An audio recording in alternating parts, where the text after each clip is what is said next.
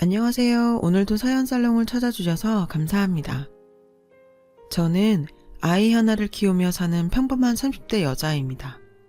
살면서 여러 희한한 얘기를 들었지만 저 같은 일 겪으신 분 아마 없을 거라고 생각합니다. 결혼할 때만 해도 듬직한 남편에게 반해서 살면서 힘든 일 없을 거라고 생각했었어요. 그 생각은 처음 시댁을 만난 자리에서부터 빗나가고 말았습니다. 제가 남편보다 3살 연상이거든요. 시댁에서는 이 점을 참 못마땅하게 생각하셨죠. 처음 만난 자리에서 제 나이 이야기를 물고 늘어지셨어요. 우리 애가 뭐가 모자라서 연상이랑 결혼을 하게 됐는지. 참, 결혼을 한다니 시키긴 하는데 내 마음이 참 안 좋다. 제 앞에서 이렇게 말씀하시는데 눈물이 찔끔 났었어요. 나이 많은 게 제 탓도 아니고 서로 좋아서 한 연애인데 왜 제가 죄인처럼 고개를 숙여야 하는 건지 알 수 없었어요. 그래도 남편이 나중에 사과하면서 우리 엄마가 워낙 말을 직설적으로 해. 자기가 이해해줘. 결혼하면 엄마가 무슨 상관이겠어. 그렇게라도 말해줘서 기분이 좀 풀렸어요. 사실 요즘 세상에 시집살이가 뭐 그리 심하겠어? 라고 안일하게 생각했던 부분이 있었습니다. 하지만 이건 완전히 제 착각이었어요. 결혼하고서부터는 시댁에서 나이가 많으니 아이부터 빨리 가지라고 재촉하셨죠. 제 나이가 남편보다 많아서 당장이라도 급하다고요. 신혼을 즐기려고 했던 저와 남편은 당황스럽기 그지없었습니다. 처음 3달 정도는 독촉만 하시던 시어머니께선 저희 결혼한 지 반년쯤 넘어가자 점점 전화로 간섭이 심해지셨어요. 얘, 너희 관계는 잘하고 있는 거니? 네 나이가 많아서 원 걱정이다. 너희 혹시 피임인지 뭔지 그거 하는 건 아니지? 그거 많이 먹으면 호르몬 변화 때문에 모유 질도 나빠진다더라. 나이 많은 몸으로 시집와서 효도할 방법은 임신밖에 없는 거야. 딴 생각 말고 어서 임신부터 해. 저희 시어머니는 제가 회사에 있건 말건 시시때때로 전화를 거셔서 이런 식으로 잔소리를 하셨어요. 남편은 미안해 했지만 그렇다고 시어머니를 적극적으로 말리진 않았어요. 결국 모든 걸 당하는 것은 저였죠. 그런데 뜻밖에도 일찍 아기가 찾아와 주었어요. 따로 피임을 하지는 않았거든요. 임신 테스트기 2주를 보고 꽤나 당황스러웠지만 그래도 시어머니 독촉은 더 이상 안 받을 것 같아 마음은 편해졌어요. 남편에게 알리니 뛸 듯이 기뻐하더군요. 곧 저희 친정에도 소식이 갔고 시댁에도 남편이 알렸죠. 시어머니께서 득달같이 전화가 오시더라고요. 임신했다며? 좋은 일이긴 한데 너 혹시 회사 계속 다닐 생각은 아니지? 요새 나이든 임산부들은 유산이 많다더라. 그렇게 피곤하면 모유도 안 나오고. 애가 제일 중요하지. 일은 무슨 일이야. 당장 그만둬. 사실 남편이 월급이 꽤 많은 편이라 제가 일하지 않아도 생활비 걱정은 없었지만 저는 결혼하고도 일을 계속하면서 살고 싶었어요. 어머님이 관두라고 하실 때 너무 당황스럽더라고요. 제 뱃속 제 자식이잖아요. 당연히 아이가 소중하죠. 그리고 제 일도 소중했으니까요. 제가 우물쭈물하면서 말했죠.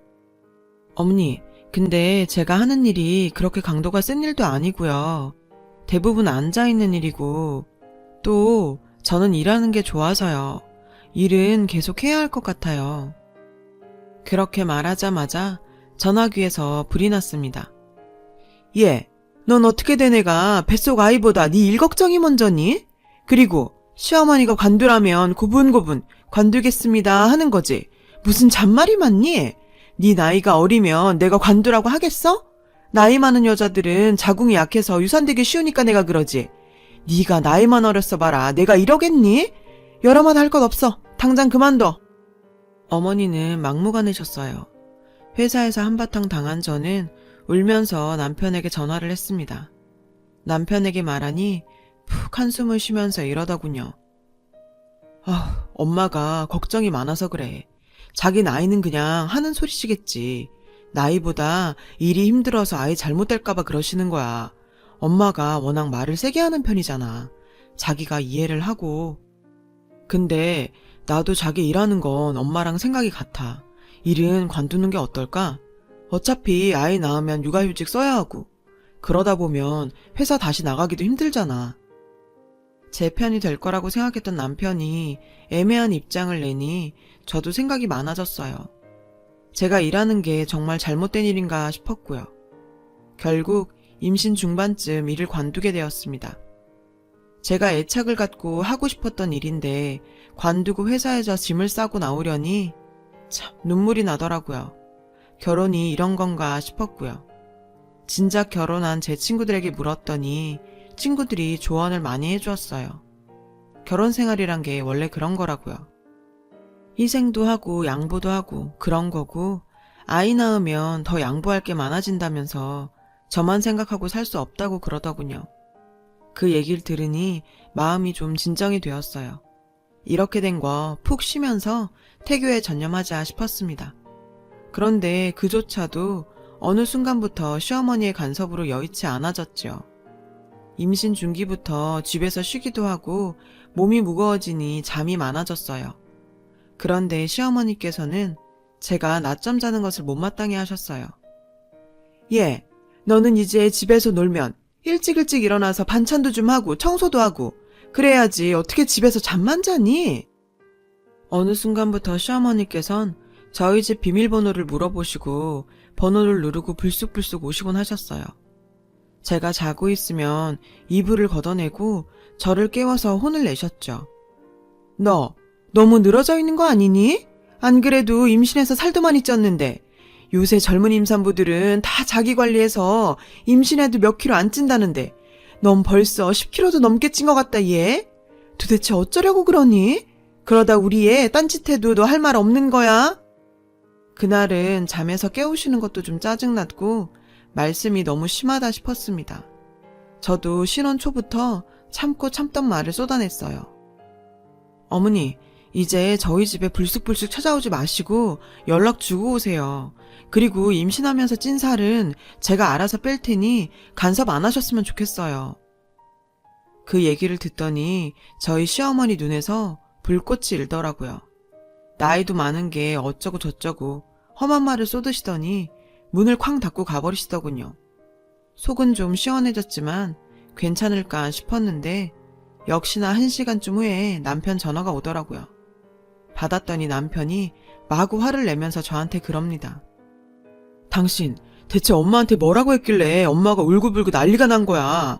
엄마가 집에 좀 불쑥 찾아왔다고. 당신 그렇게 해도 되는 거야? 임신한 게 무슨 별술도 아니고 시어머니한테 예의는 지켜야 하는 거 아니냐고. 엄마 울고불고 난리 났어. 기가 막혔습니다. 울고불고 난리칠 사람이 누군데요. 게다가 남편도 원망스러웠어요. 처음에 듬직했던 모습은 다 가짜인가 싶고 이 집에선 제 편이 아무도 없구나 싶었죠. 전화 끊고 정말 다 때려치고 싶어서 저도 울면서 친정에 전화를 했어요.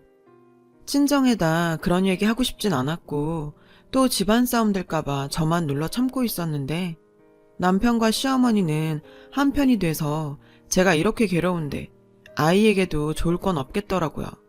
저만 당하고 있을 수는 없겠다 생각했어요. 하나밖에 없는 딸이 그런 일 당한다는 걸 알게 된 저희 부모님은 난리가 나셨어요. 저희 집 찾아오셔서 저 위로해 주시고 맛있는 반찬도 잔뜩 가져다 주셨어요. 퇴근해서 돌아온 남편은 저희 엄마 아빠 보고 굉장히 당황하더라고요. 그런데 저희 엄마 아빠가 남편에게는 싫은 내색 하나 없이 그냥 가셨어요. 나중에 엄마가 그러시더군요. 김서방한테 싫은 소리 했다간 너한테 불통 튈 게 뻔하고 임신까지 했는데 이제 물릴 수도 없잖니. 어쨌든 우리가 다녀갔으니 김서방도 좀 뜨끔했겠지.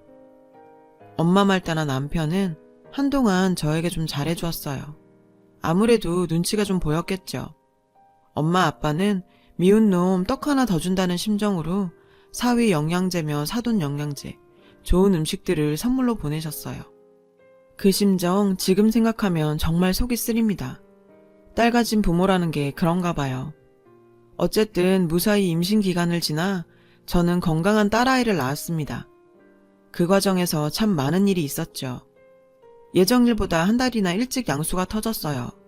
사색이 되어 남편과 병원에 달려가고 병원에서 남편이 저희 친정과 시댁에 연락을 했습니다. 의사가 오더니 예정일보다 일찍 출산을 하게 되었지만 아이는 건강하니 마음을 놓으라고 하더군요. 그래서 일단 촉진제를 맞고 진통을 하고 있는데 시어머니가 오셨어요. 당연히 걱정을 하시겠거니 생각은 했는데 시어머니께서는 의사한테 덜컥 이러더라고요. 절대 제왕은 안 됩니다. 자연분만이 아이한테 좋다는 거 선생님도 아시죠? 애기 엄마가 뭐라고 하든 하루가 걸려서든 이틀이든 자연분만 부탁드려요. 자연분만 해야 모유도 잘 나오잖아요.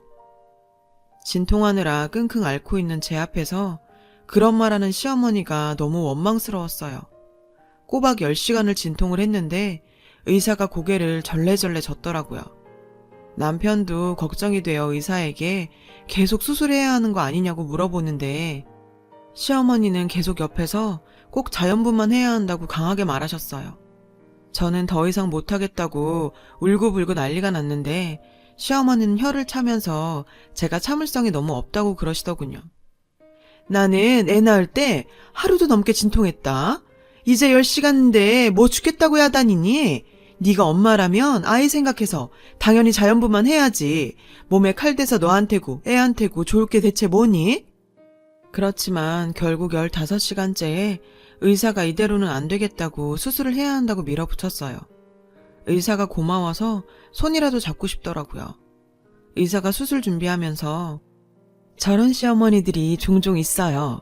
참 자연분만이 좋긴 해도 상황 따라 다 그런 건 아닌데 산모님 신경 쓰지 마세요.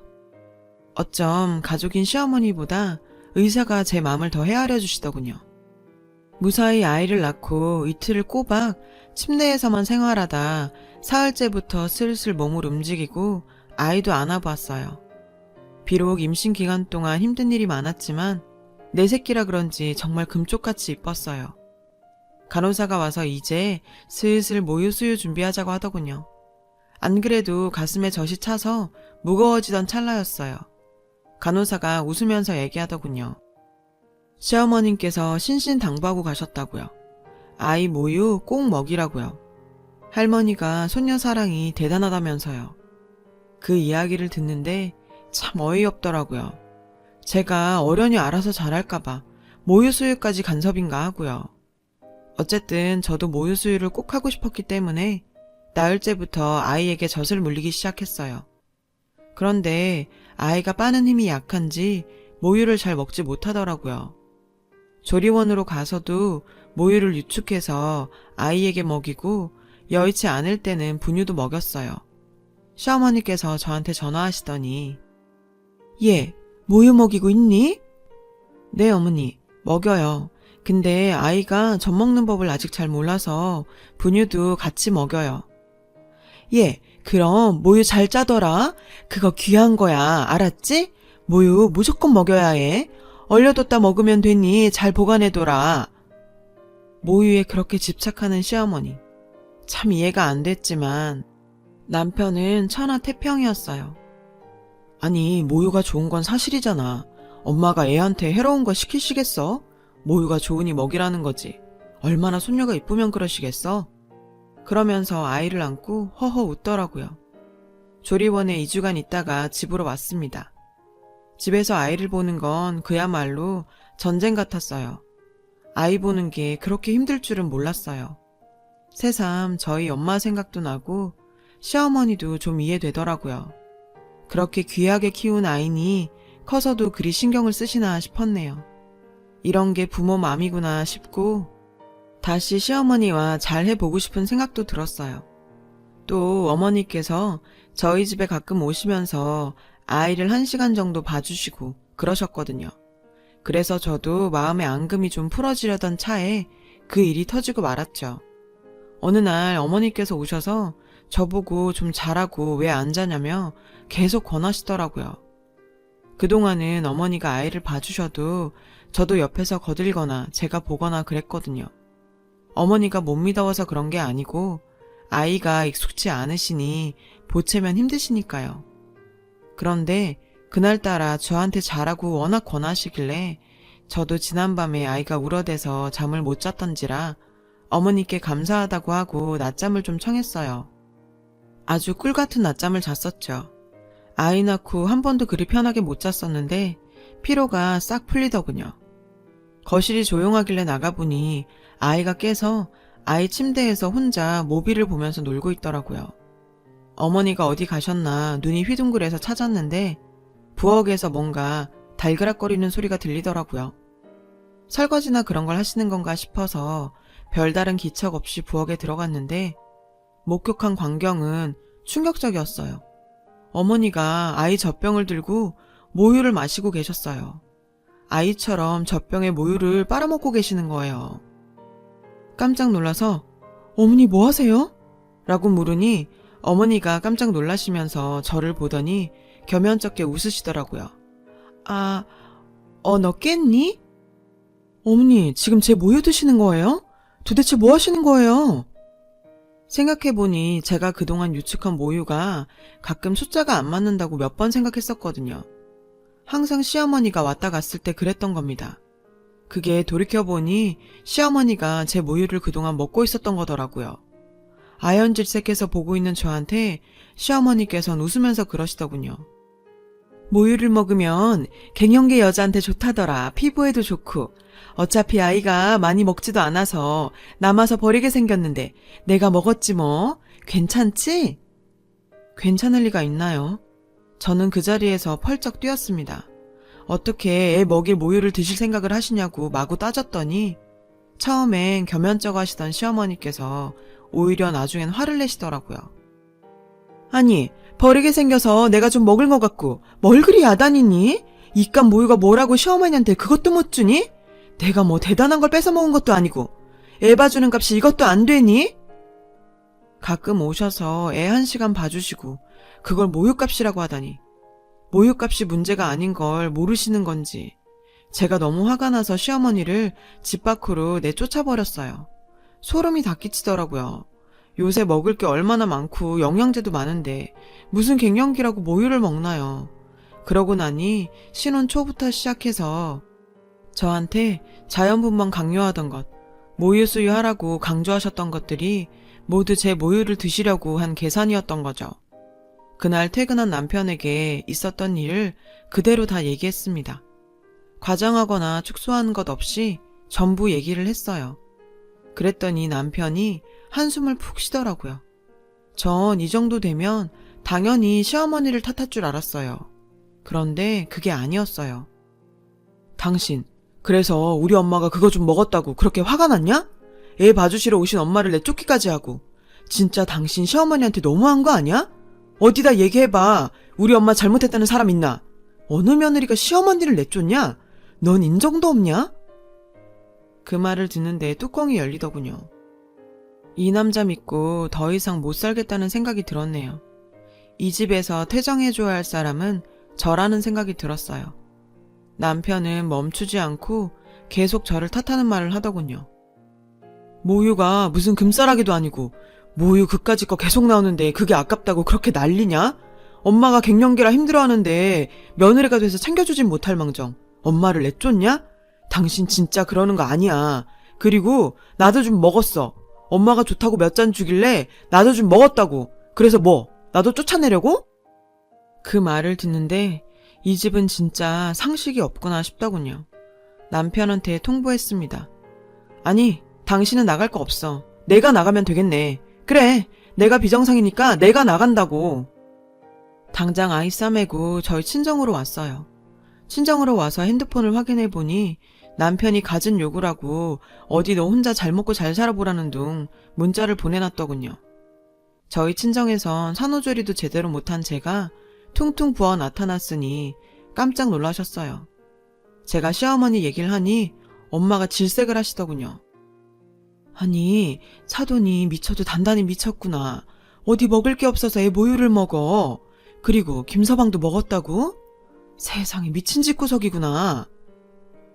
이게 제가 아는 상식이었어요. 엄마 아빠한테 그날 그랬습니다. 엄마 아빠, 내가 불효하는 거 아는데 나 정말 그 집서는 못 살겠어. 이혼하고 아이 혼자 키우는 거 진짜 막막하긴 한데 이혼해야 할 것 같아. 도저히 못 살겠어.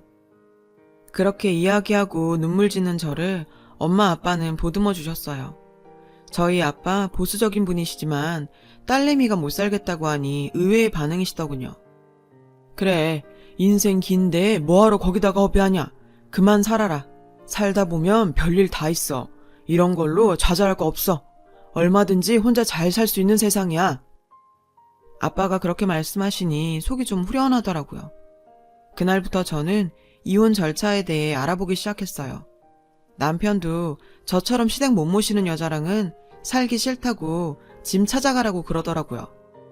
그 집에 다시 들어가는 것도 소름 끼쳐서 가기 싫었는데 아이 물건도 있고 제 물건 중요한 것들도 몇 가지 있어서 어느 날 남편 없는 시간에 집으로 갔어요. 집에 갔는데 웬 말소리가 들렸어요. 황당하게도 시어머니가 와 계셨고 시어머니 친구분들도 있더라고요. 태진이 밥 차려줄 사람도 없어서 내가 와 있는 거다. 너 이혼이 네 집 개 이름인 줄 아니? 네가 이혼해서 어떻게 살겠단 거야? 허튼 소리 하지 말고 얼른 들어와. 그 자리에서 불현듯 정말 뭐 이런 사람이 다 있나 싶어서 이혼할 때 하더라도 시어머니 망신 한번 줘야겠다는 생각이 들더라고요. 시어머니 친구분들이 계시니 큰 소리로 얘기했죠. 어머니, 제가 비정상적이라 남편이랑 시엄마가 모유 먹는 집구석하고는 더 이상 못 살겠어요. 친구분들, 저희 어머니가 손녀 모유를 자꾸 드시네요. 저희 어머니 대단한 분이시죠? 자신 갱년기라고 손녀 먹을 모유를 먹을 생각을 다 하시고요. 제가 이렇게 대단한 집구석에서 어떻게 같이 살겠어요? 그래서 저 나갑니다. 그러자 시어머니는 하얗게 질리시고 어머니 친구분들은 웅성웅성 거리더라고요. 별말 없이 짐 챙겨 나오면서 어머니께 한마디 더 했습니다. 태진 씨한테 전해주세요. 제가 이쯤에서 물러나는 거 고맙게 알고 양육비나 잘 주라고요. 양육비 안 주는 날엔 제가 회사고 친구들 연락처 전부 아니까 그 사람들도 어머님 아들 모유 먹고 있었다고 알게 될 테니 더러운 집구석인 거 알려지기 싫으면 애 아빠 의무는 다 하라고 하세요. 그리고 거실에서 쌩 하고 나왔습니다. 뒤에서 시어머니가 친구들한테 뻘뻘거리며 변명하는 소리가 들리더라고요. 그렇게 저는 이혼했습니다. 이혼 전까지 엄청 뻣뻣하게 굴던 남편이 그 일 이후로는 고분고분하게 잘못했다 그러더군요. 꼴에 그게 알려지면 망신 당할 것 같긴 했었나 봐요. 수 틀리면 여기저기다 제가 말할 것 같으니 제 요구 다 들어줬죠. 그래서 양육비며 다 합의 잘하고 헤어졌습니다. 요새는 아이 키우면서 재취업할 자리 알아보고 있어요. 생각해보면 제가 일 그만둔 것도 너무 아까워요. 그렇지만 그때 제 선택이었으니 후회는 안 하려고 합니다. 아이 봐주시는 친정 부모님께 죄송스러운 마음뿐이지만 평생 불행하게 사느니 이렇게라도 정리하는 게 낫다고 생각해요. 저희 엄마 아빠 그 집 얘기라면 자다가도 이를 뿌득뿌득 가세요.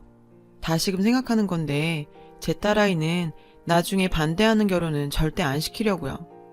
누군가는 그 모유 좀 먹은 것 때문에 이혼하냐 하겠지만 그게 기가 막힌 계기가 된 것이지 그것만이 문제는 아니었네요. 그 집에서 제가 나이 많다고 반대하던 결혼을 한 것부터 모든 일이 꼬였던 것 같아요. 다행히 이혼 후에도 아이는 잘 커주고 있고 요새는 아이 키우는 재미를 쏠쏠히 느끼고 있답니다. 이혼녀로서 삶이 녹록진 않겠지만 그래도 아이 생각하면서 열심히 살아보려 합니다. 잘할 수 있겠죠? 제 이야기를 들어주셔서 고맙습니다. 여러분의 내일도 오늘보다 더 즐거우시길 바래요.